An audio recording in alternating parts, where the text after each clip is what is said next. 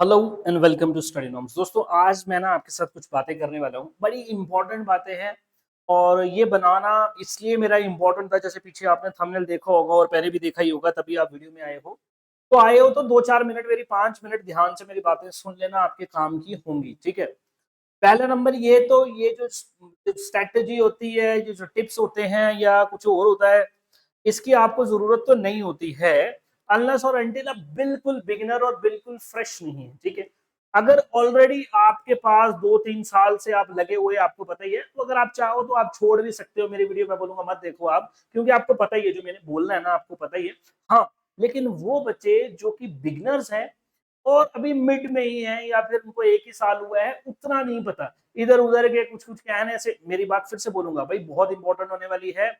आपको बहुत हेल्प मिलेगी इससे मेरे दोस्त, इसको जरूर आपने देखना है। बिगनर से तो देखना ही देखना है ना। जो बंदे थोड़े एडवांस हैं भाई, वो देखें या ना देखें, आप जा सकते हैं। बाकी लोग आप मेरी बात से ध्यान देखना। ठीक है। अपकमिंग जेकेएसएसबी एग्जाम की प्रिपरेशन नए पैटर्न के हिसाब से डूज क्या है एंड डोंट्स क्या है, करना क्या है और करना क्या नहीं है। दोस्तों मैं आपको बताऊंगा क्या करना है क्या नहीं करना है। अभी रिसेंट एग्जाम आप देख रहे हो, तो इन सारे के सारे एग्जाम्स में आपको पता है कि जो पैटर्न है जेकेएसएसबी का, ये बदलता हुआ आपको दिखाई दे रहा है। ठीक है। अब इस पैटर्न का नंबर वन जो आपने काम करना है, वो आपने पैटर्न ही देखना है। सबसे पहला काम सर हम क्या करें, किस तरीके से सीखेंगे, पहला सीखने का काम क्या होगा, आपका पैटर्न देखना। ठीक है। पैटर्न किसका देखना सर, एग्जामिनेशन का। सर कैसे देखेंगे, कैसे देखेंगे सर पैटर्न एग्जामिनेशन का। दोस्तों आप देखोगे पी वाई क्यूज। ठीक है, याद रखना, एनालाइजिंग पी वाई क्यूज, जो कि आपके जो प्रीवियस ईयर क्वेश्चन पेपर है, अभी 2026 में आपके डिफरेंट एग्जामिनेशन हुए। दोस्तों आपके फॉरेस्ट डिपार्टमेंट के एग्जाम हुए, दोस्तों आपका जूनियर असिस्टेंट का एग्जाम हुआ। ठीक है। तो ये सारे एग्जाम्स में आपने देखा क्या पैटर्न आपको दिखता है। ठीक है। मैं बता देता हूं, अगर आपको नहीं पता, पहले तो आप खुद देखो, अगर आपको नहीं पता मैं बता रहा हूं आपको क्या पैटर्न है। नंबर वन सर, जो क्वेश्चन ये है जिसको मैं चिल्ला चिल्ला के बोल बोल के मर गया, आप लोग नहीं समझे दोस्तों, वो था statement based questions. Number one statement based question. Number two pair based question. Pair based question. ठीक है। पेयर बेस्ड क्वेश्चन का मतलब ये हो गया, आपको पेयर दे दिया जाएगा 1 2 3 4, यहाँ पे लिख दीजिएगा A B C, पेयर दे देंगे, बताओ जी कौन सा पेयर ठीक है कौन सा पेयर गलत है। ठीक है। तीसरा क्वेश्चन बड़ा खास, जो कि मैं आपको शुरू से ही कराता आ ही रहा हूं, वो है क्रोनोलॉजी बेस्ड क्वेश्चन। ये मोस्ट इंपॉर्टेंटली तीन क्वेश्चंस आप देख लीजिए। चौथा एक और आजकल आपको पूछा जा रहा है, हाउ मेनी। कौन सा आ रहा है, हाउ मेनी। हाउ मेनी का मतलब ये, आपको ये नहीं बताना है कि कौन सा ठीक है कौन सा गलत है, आपको बताना है कि ये चार स्टेटमेंट में से कितने स्टेटमेंट ठीक हैं, दो हैं, तीन है, चार हैं। ये आपको समझना पड़ेगा दोस्तों। ठीक है। तो पहला चीज, जो पहला काम आप करोगे, आपको प्रीवियस पेपर्स को एनालाइज करना पड़ेगा दोस्तों। ठीक है। बिना प्रीवियस पेपर एनालाइज करके होगा नहीं। ठीक है। तो मैंने आपको बता दिया, फॉरेस्ट गार्ड का एग्जामिनेशन देख लो, वाइल्ड लाइफ गार्ड का एग्जामिनेशन देख लो, जूनियर असिस्टेंट का एग्जामिनेशन देख लो दोस्तों। ठीक है। तो आप देखोगे कि क्वेश्चन टाइप किस तरीके से पूछे जा रहे हैं। ठीक है। अब अगर आपको फिर भी कोई वन लाइनर करा रहा है, बताओ जी कांग्रेस कब बनी थी, हाँ जी 1885। अरे मर्तन सन टेम्पल कहाँ पे है जी, अनंतनाग में। भाई अब ये क्वेश्चन नहीं आएंगे, अब ये क्वेश्चन नहीं आएंगे। और ऐसे जो लोग आपको पढ़ाते हैं, जो वन लाइनर्स लेके आ जाते हैं, उनको देखना भी बंद करो भाई, तुम्हारे हाथ जोड़ दिए, तुम्हारे हाथ जोड़ दिए। तुम्हारी ही वजह से जो बढ़िया पढ़ाने वाले टीचर हैं ना, वो छोड़ देते हैं इस काम को ही। तो इस काम को छोड़ना ही चाहते, मैं खुद छोड़ना चाहता हूँ भाई, मैं छोड़ना ही चाहता हूँ, मैं पढ़ाना ही नहीं चाहता। क्यों? क्योंकि तुमने देखना ही नहीं है। मैं बढ़िया बढ़िया इतना रिसर्च करके कंटेंट तुम्हारे लिए डालता हूँ। Mountain peaks and glaciers of Jammu and Kashmir video डाला, देखा ही नहीं किसी ने। ठीक है री, जो तुम ये टॉपिक बोलते ना, कश्मीरी सूफी सेंट्स, मैंने पढ़ाया, मैंने डाला हुआ। ठीक है। ट्रैवलर्स मैंने पढ़ाए हुए, मैंने डाले हुए। कोई नहीं देखता। क्वेश्चन आए, लेकिन किसी ने देखा नहीं है। देखना ही क्यों है, तुमने वो देखना जो इजी इजी कराते हैं। तो पहली बात ये कि आप इनको एनालाइज करो। दूसरी बात ये कि भाई जो तुम्हें इजी इजी बताता है और जो तुम्हें खुश कर दे रहा है ना, जो मीठी मीठी बातें करके खुश कर दे रहा है, उससे बच जाओ भाई, उससे बच जाओ। समझ लो, अगर आपको कोई बोल रहा है जी एसएसबी का पैटर्न है, ये आएगा ये आएगा, नहीं भाई सब आएगा भाई, सब पढ़ना है। ठीक है। चलो, तो पहला आपको ये सारी चीजें देख लेंगे। दूसरा आपको देखना है टॉपिक्स की कवरेज।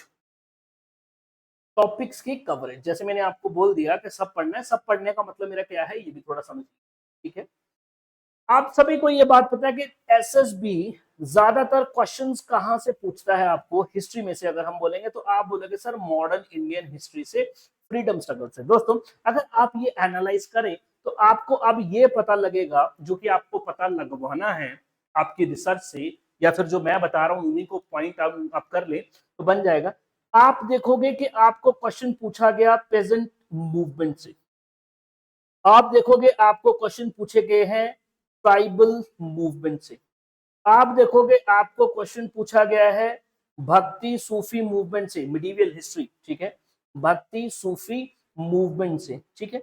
अब सर इस बेसिस पे मैं क्या करूं, अच्छा आपको क्वेश्चन पूछे गए हैं सोशियो रिलीजियस रिफॉर्म मूवमेंट से, ठीक है। तो मेरे दोस्त आप लोग क्या करोगे सर, इसी को वाइडन अप करोगे, ठीक है, इसी को आप और पढ़ोगे। अच्छा अगली बात ये भी थोड़ा समझ लीजिए, सर जा मैंने जितना पढ़ लिया है अभी तक, मैंने 1 साल 2 साल 3 साल पढ़ लिया, क्या सब वो खराब हो गया, वो जाया हो गया? नहीं भाई, वो नहीं खराब हुआ है। कई बंदे आपको बोल रहे हैं नहीं जी वो जाया हो गया, शुरू से पढ़ना है। ओ भाई शुरू से कुछ नहीं पढ़ना, उसी पे कंपाइलेशन होनी है, समझो मेरी बात कैसे होनी है, ठीक है। सर आप लोगों ने ये टॉपिक्स कभी नहीं ना पढ़े, नहीं पढ़े सर, तो पढ़ो। फ्रीडम स्ट्रगल तो पढ़ा है ना, 1885 से लेके 1947 का फ्रीडम स्ट्रगल तो सबने पढ़ा है, तो भाई पढ़ो। इसको थोड़ा सा डेप्थ पढ़ाओ, जैसे कि मैं आपको रोज 6:30 बजे यूट्यूब पे क्लास कराता हूँ, इसके डेप्थ बढ़ा दो, ठीक है, डेप्थ बढ़ा दो इसकी। अब कैसे सर मेरे को पता लगे कितना पढ़ना कितना नहीं, किसी किसी अच्छे एडुकेटर को चुन ले मेरे भाई, किसी अच्छे एडुकेटर को चुन ले, वो बताएगा, ठीक है। अब दूसरी बात एनसीईआरटी पे भी आऊंगा, एनसीईआरटी पे भी आऊंगा। लोग बोल रहे हैं एनसीईआरटी पढ़ना चाहिए, कुछ बोल रहे हैं नहीं पढ़ना चाहिए, मैं बताता हूँ एनसीईआरटी का क्या करना है, बने रहना वीडियो में, ठीक है। जो एक्सपीरियंस है वो जा सकते हैं भाई, फ्रेश बंदा देखेगा, ठीक है। डेप्थ बढ़ानी है, जो आपने पढ़ा है उसी को डेप्थ बढ़ा देनी है, ठीक, यानी कि उसके बारे में कुछ और फीचर्स आपको पढ़ने हैं, ठीक है। अभी तक आपको ये पता है, जैसे एग्जांपल के लिए बोलता हूं, आपको पता है 1909 के एक्ट में सेपरेट इलेक्टोरेट्स आए मुस्लिम पॉपुलेशन के लिए, इतनी बात तो पता है ना, सबको पता है ना, सारी किताबों में होता है। इसी को थोड़ा और पढ़ लो, ठीक है। किसी को इंडियन काउंसिल एक्ट भी बोलते हैं, काउंसिल एक्ट बोलते हैं। तो इसमें क्या हुआ था सर, वाइसरॉय की एग्जीक्यूटिव काउंसिल को बढ़ाया गया था, एक बंदा वाइसरॉय के एग्जीक्यूटिव काउंसिल में ऐड किया गया था, एसपी सिन्हा नाम का। इसी पे पॉइंट्स जो हैं वो बिल्डअप करो, मेरे नोट्स ले लो भाई, काफी हो जाएगा, ठीक है। चलिए भाई समझ गए। तो पहला एग्जाम को एनालाइज करना है, क्या क्या चीजें देखनी है मैंने आपको बता दिया दोस्तों, ठीक है, डन हो गया, ठीक है। दूसरी चीज सर क्या करनी है, एनसीईआरटी। सर अगर मेरे को बेसिक से पढ़ना है, क्या मैं एनसीईआरटी पढ़ूं, तो मेरा आंसर है दोस्तों नहीं। एनसीईआरटी पढ़ना आप लोगों के लिए as far as SSB and SSC is concern fool काम हो जाएगा, बेवकूफ काम हो जाएगा दोस्तों। I know it's a bold statement, अब मैं क्यों बोल रहा हूं मैं आपको बता रहा हूं दोस्त। जब आपको ये बताया जाता है कि एनसीईआरटी को पढ़ो, बोलने में तो बड़ा कूल लगता है, हाँ जी मैंने बता दिया जी एनसीईआरटी को पढ़ो भाई, और तुझे बोला क्या जाता है 6वीं से लेके 12वीं तक की एनसीईआरटी को पढ़ो, ठीक है। पहली बात तो ये मेरे दोस्त, 6वीं से लेकर 10वीं तक जो तू पढ़ेगा और 11वीं 12वीं में पढ़ेगा वो सारे कवर हो जाएगा। अगर तू 11वीं और 12वीं पढ़ ले तो सारी एनसीईआरटी कवर हो जाएगी। दूसरी बात यह है कि एनसीईआरटी में बोल रहा हूँ क्यों नहीं पढ़नी है मेरे भाई, फॉर एग्जाम्पल के लिए मैं भी पढ़ाता हूँ 10वीं क्लास का एक चैप्टर है, वो है दोस्तों resource and development. Let's suppose वो कौन सा टॉपिक है, रिसोर्स। उसमें बताया जी रिसोर्स क्या है, ठीक है, रिसोर्स का क्लासिफिकेशन क्या है। तो ये आपके कॉम्पिटिटिव के एग्जाम के लिए कोई काम का है नहीं। सर 10वीं क्लास का आपका टॉपिक एक आपको पूछा जाएगा, वो है पावर शेयरिंग। कौन सा है, पावर शेयरिंग, सिविक्स का चैप्टर है पावर शेयरिंग। उसमें आपको बताता है श्रीलंका में पावर शेयरिंग की एग्जांपल, और साथ में बताता है बेल्जियम की पावर शेयरिंग की एग्जांपल। भाई तेरे कॉम्पिटिटिव एग्जाम्स के काम की चीज ही नहीं है, और तेरे को किसी ने बोल दिया एनसीईआरटी पढ़, तू बैठेगा एनसीईआरटी पढ़ने, साल एक एनसीईआरटी पढ़ने में लगा देगा भाई। हाँ वो बात अलग है, अगर आप यूपीएससी आईएएस केएस के लिए प्रिपरेशन कर रहे हैं तो एनसीईआरटी के बारे में कुछ बोल नहीं रहा हूँ, फिर आपको पढ़ना है तो पढ़ो। लेकिन अगर आपको एसएससी के लिए पढ़ना है, ये एसएसबी के लिए पढ़ना है, और आप एनसीईआरटी में 1 साल लगा रहे हो तो भाई वेस्ट हो जाएगा। तो सर क्या एनसीईआरटी नहीं पढ़े, नहीं पढ़े भाई, अगर सर फिर क्या पढ़े, अगर एनसीईआरटी नहीं पढ़े तो क्या पढ़े, तो भाई मैं आपको बता देता हूँ, अगर आपको पढ़ना ही है, अगर आपके नहीं बात बनेगी ही नहीं, अगर आपको लग रहा है नहीं जी मेरे को पढ़ना ही है, क्योंकि 10 बंदों के मुंह से आपने सुना है कि एनसीईआरटी पढ़ना है भाई तुझे, तो भाई फिर एक काम कर, एनसीईआरटी का जिस पढ़, एनसीईआरटी जिस्ट वेरी इंपॉर्टेंट, याद रख लेना। एनसीईआरटी का जिस्ट पढ़ ले। महेश कुमार बरनवाल, महेश कुमार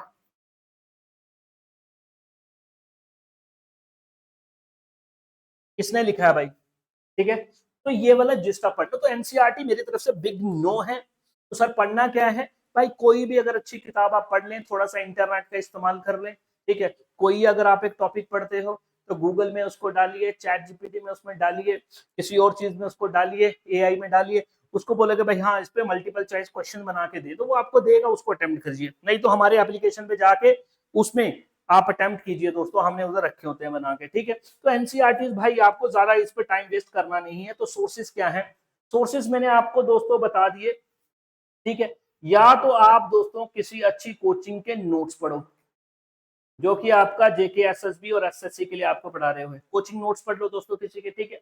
एनसीईआरटी पढ़नी है तो एनसीईआरटी का दोस्तों आप क्या पढ़ोगे, जिस्ट पढ़ोगे। एनसीईआरटी का क्या पढ़ोगे, जिस्ट पढ़ोगे। फालतू में आपको सारी सारी किताबें एनसीईआरटी की पढ़ने की जरूरत नहीं है मेरे दोस्त, ठीक है। और मोस्ट इंपॉर्टेंट, आप जो पढ़ोगे उसी के साथ साथ आपको स्टेटमेंट बेस्ड एमसीक्यूज लगाने हैं, क्रोनोलॉजी बेस्ड एमसीक्यूज लगाने हैं, पेयर बेस्ड एमसीक्यूज लगाने हैं दोस्तों, ठीक है। जैसे मैं आपको कराता हूँ, मैं आपको जब भी पढ़ाता हूँ साथ में मेरे क्वेश्चंस होते हैं, और वही क्वेश्चन जो है मैंने एप्लीकेशन में आपके लिए डाल के रखे होते हैं, जो बच्चे हमें देखते हैं उनको पता है। तो आपको वही तरीके से फॉलो करना है। अगर आप मेरे को यूट्यूब पे भी देखते हो, आप समझ चुके होंगे मैं किस तरीके से या किस लेवल में बात आपको बोल रहा हूँ।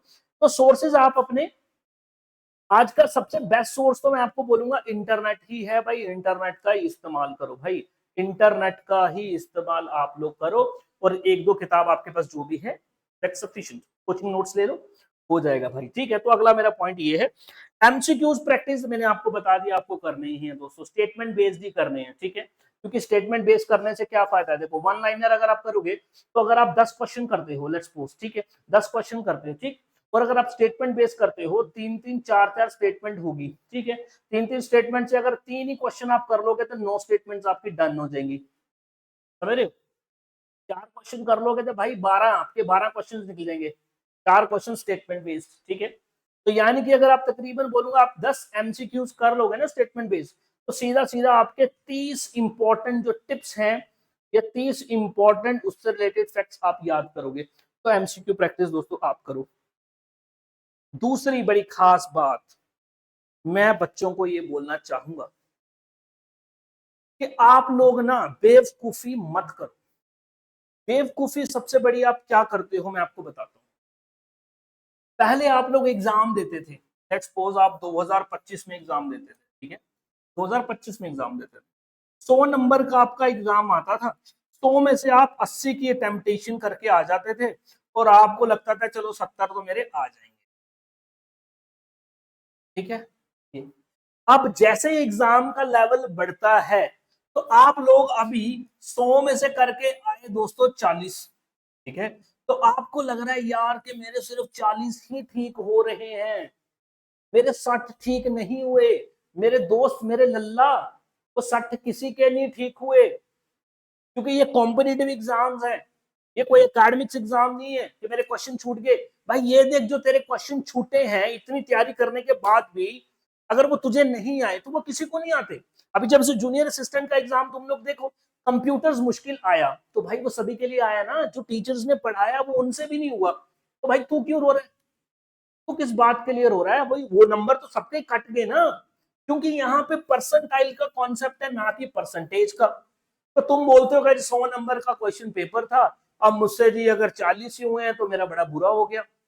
नहीं भाई, तो ये देख तूने बाकियों के कंपैरिजन में कितना किया, अगर तू 40 करके आया तेरे आसपास वाले कितना करके आए हैं वो भी देखना, 35 करके आए होंगे, 42 करके आए होंगे, ठीक है। तो इस बात पे टेंशन नहीं लेनी है। यूपीएससी का जो टॉपर होता है मेरे दोस्त वो 50% का होता है या उससे भी कम होता है, टॉपर यूपीएससी का, समझ रहे हो मेरी बात।